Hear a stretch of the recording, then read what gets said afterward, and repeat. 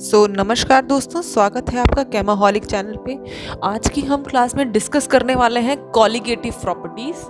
Colligative properties वो properties होती हैं जब हम किसी प्योर वॉलेटाइल सॉल्वेंट में नॉन वॉलेटाइल सॉल्यूट डालते हैं, जो हमारा रिजल्टिंग मिक्सचर है उसकी पूरी प्रॉपर्टीज चेंज हो जाती हैं, जिसकी एक एक प्रॉपर्टी को हम डिस्कस करने वाले हैं डीप में, और उन सबको हम कॉलिगेटिव प्रॉपर्टीज कहते हैं। शुरुआत करते हैं कॉलिगेटिव प्रॉपर्टी से।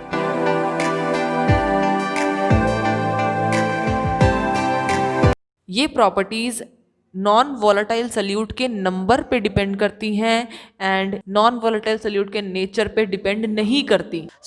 हमारे पास चार तरीके की कॉलिगेटिव प्रॉपर्टीज हैं। सबसे पहली है relative lowering of vapour pressure. इसमें हम डिस्कस करेंगे कि जैसे ही हम नॉन वॉलेटाइल सॉल्यूट डालते हैं वॉलेटाइल सॉल्वेंट में, तो ओवरऑल मिक्सचर का वेपर प्रेशर कम हो जाता है। क्यों कम हो जाता है, उसका फॉर्मूला क्या है, वो इसमें पढ़ने वाले हैं। सेकंड है हमारा elevation in boiling point.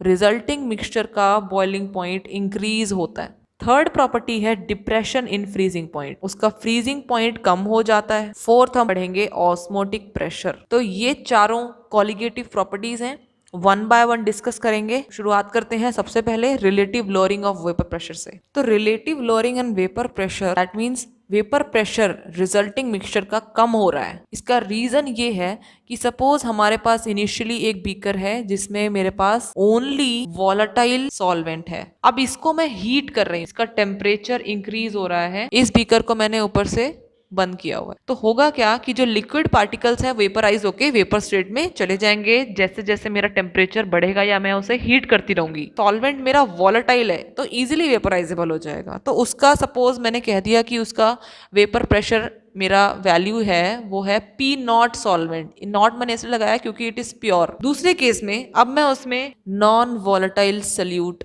Put कर दिया और मैंने इसको ऊपर से क्लोज कर दिया, नीचे से मैं इसको हीट कर रही हूँ। होगा क्या, अब मेरे पास नॉन वॉलेटाइल सॉल्यूट के पार्टिकल्स भी हैं सॉल्यूशन में।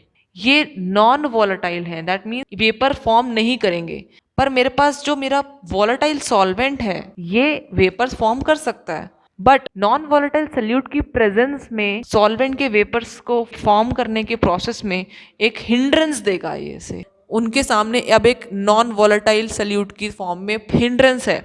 तो सेकेंड केस में हमारे जो मॉलिक्यूल्स हैं वेपर स्टेट में कम कन्वर्ट हो पाएंगे, जिसकी वजह से जो हमारा प्रेशर जो वॉल्स पे एग्जर्ट होगा वेपर्स की वजह से वो कम होगा। तो अब मैंने कह दिया कि इसका मैं प्रेशर है वो है पी सॉल्वेंट। इनिशियली था पी नॉट, अब मेरा हो गया P partial. P stands for partial. Partial इसलिए हो रहा है नॉन वॉलेटाइल सॉल्यूट की प्रेजेंस है, ये पार्टिकल्स भी मौजूद हैं through out the solution. Vapour state में कन्वर्ट जब जैसे ही सॉल्वेंट होता है तो ये इसको हिंड्रेंस प्रोवाइड करता है नॉन वॉलेटाइल सॉल्यूट, क्योंकि ये वेपराइज नहीं हो सकते। तो इसके रास्ते में एक हिंड्रेंस के रूप में बने रहते हैं, जिसकी वजह से जो हमारा प्रेशर है मिक्सचर का, इसका वेपर प्रेशर कम आता है as compare to the initial state. यही है हमारी relative lowering of vapour pressure. अगर हमें लोअरिंग निकालनी है कि कितना कम हुआ, कि वेपर प्रेशर कितना कम हुआ, तो हम कैसे निकालेंगे। ये हमारा मैक्सिमम वैल्यू है, इसमें से इसकी वैल्यू डिक्रीज कर दो। कहने का मतलब पी नॉट माइनस पी, तो ये मुझे क्या देगा, लोअरिंग। अब मुझे निकालनी है रिलेटिव, मेरा डिक्रीज किसके रेस्पेक्ट में चेंज हो रहा है, स्टैंडर्ड के रेस्पेक्ट में, किसमें से डिक्रीज हो रहा है। तो ये again P not solvent relative lowering in vapour pressure मुझे देगा। हमने ये भी ऑब्जर्व किया कि ये जो relative lowering in vapour pressure है जिसका फॉर्मूला ये है, it is equal to mole fraction of non volatile solute. Non volatile solute का सपोज मोल फ्रैक्शन मेरे पास XB है, तो ये जो मेरी रिलेटिव लोअरिंग है इसका मतलब कि कितना वेपर प्रेशर मेरा रिड्यूस हुआ है वो किसके बराबर होगा, वो उसके बराबर होगा कि कितना अमाउंट मेरा इसमें नॉन वॉलेटाइल सॉल्यूट का डला है जिसकी वजह से कम हुआ है। Relative lowering in vapour pressure का ये कंप्लीट फॉर्मूला है। Let's do some questions on this. तो जो मेरा क्वेश्चन है वो है vapour pressure of liquids A and B। तो A एंड B दो कंपोनेंट हैं, दो लिक्विड है मेरे पास, उन दोनों का इंडिविजुअल वेपर प्रेशर है 450 mmHg and 700 mmHg। Find out the component of liquid mixture if the total vapor pressure, if the total pressure of solution is 600 mmHg, also the XA in vapor phase. मैंने question काफ़ी short में लिखा है. Total pressure मेरे पास given है, individual given है, मुझे निकालना है XA. निकाल सकती हूँ मैं easily using my Raoult's law, जो कहता है P of solution is equal to PA plus PB. तो formula P not A XA plus P not B XB. XA मुझे निकालना है और XB भी मेरे पास गिवन नहीं है, तो मैं क्या करूँगी, इस XA को XB के टर्म में लिखूंगी. तो XA को मैं लिख सकती हूँ 1 माइनस XB. ये क्यों हुआ, क्योंकि मुझे पता है total mole fraction in a solution is equal to unity, ये मैंने आपको बताया था. तो 1 minus XB plus P not B XB. Okay, तो इसको सॉल्व करते हुए मुझे मिलेगा B bracket P not B minus P not A. अब मैं वैल्यूज पुट करूँगी. 600 मेरा टोटल प्रेशर है, P नॉट A मेरा 450 है, XB मुझे गिवन नहीं है, P नॉट B मेरा 700 है माइनस 450 अगेन. तो माई XB वैल्यू मेरी आ रही है 0.6 मेरी XB की वैल्यू आ रही है. XB मुझे मिल गया, XA मैं 1 माइनस XB से निकाल सकती हूँ, तो मेरे पास आएगा 0.4. ईजी. Then YA. अब मुझे क्या निकालना है, XA इन वेपर फेज, मतलब मोल फ्रैक्शन वेपर फेज में दोनों निकालने हैं, YA एंड YB. तो YA का फॉर्मूला है PA upon P total.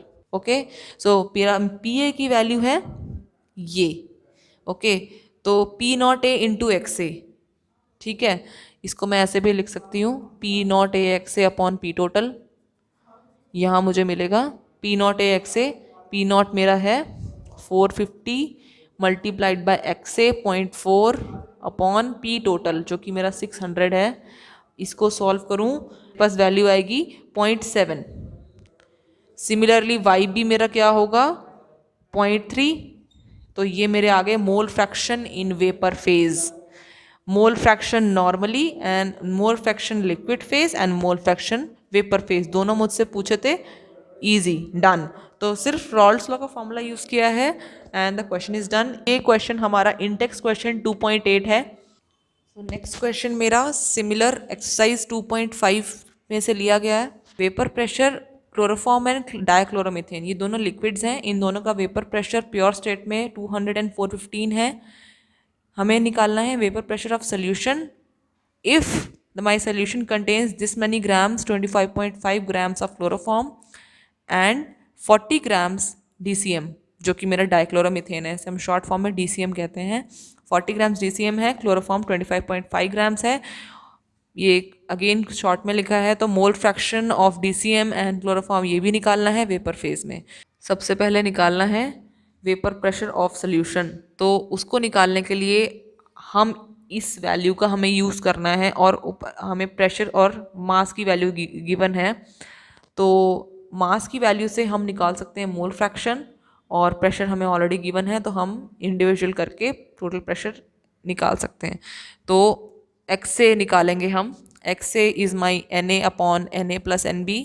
Moles में निकालूंगी इस तरीके से. मास मेरे पास 25.5 है. मोलर मास ऑफ क्लोरोफॉर्म मेरे पास है 119.5. इसे मैंने सॉल्व किया, मेरे पास आया है 0.21 मोल्स.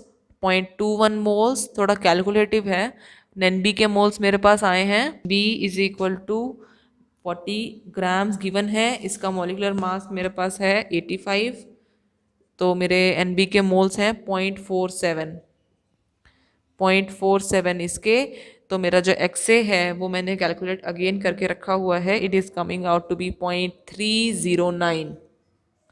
सिमिलरली जो मेरा XB है वो है NB upon NA plus NB. तो मेरा NB है 0.47 अपॉन 0.21 प्लस 0.47. इसको आप नहीं भी निकालें तो भी चलेगा. 1 माइनस 0.309 करें तो भी आपकी वैल्यू सेम आएगी. मैंने फिर भी करके कर दिया, डजंट मैटर. तो मेरा XB की वैल्यू है 0.691. अब XA XB दोनों मेरे पास आ चुके हैं. P ऑफ सोल्यूशन निकाल सकती हूँ. Putting in the formula of Raoult's law, तो मेरा ये मैं फॉर्मूला, ये मेरा मैं है क्लोरोफॉर्म, ये है मेरे मोल फ्रैक्शन क्लोरोफॉर्म के, plus P not of DCM whose formula is CH2Cl2, mole fraction of DCM which is CH2Cl2। So अब मैं वैल्यूज पुट करूँगी, तो CH3, तो इट इज़ 200 है मेरा क्लोरोफॉर्म का pressure into my mole fraction 309 plus मेरा 415 मल्टीप्लाइड बाय 0.691, ये मेरी वैल्यू आई है 348.565 mmHg इज़ द यूनिट। क्योंकि मुझे प्रेशर की वैल्यू mmHg में गिवन है, तो मैं आंसर भी उसी वैल्यू में दूंगी, यूनिट में दूंगी।